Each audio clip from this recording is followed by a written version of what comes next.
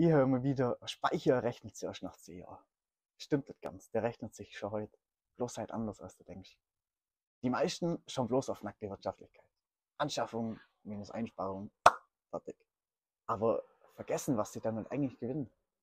Unabhängigkeit. Ohne Speicher schickst deinen Strom einfach ins Netz. Das für einen Centbetrag und kaufst ihn abends teuer zurück.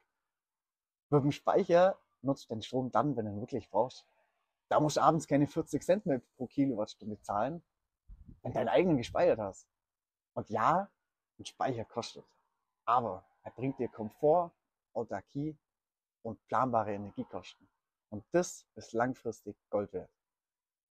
Also der Speicher rechnet sich nicht auf 2 Kommastellen, sondern jedes Mal, wenn die Sonne aufgeht.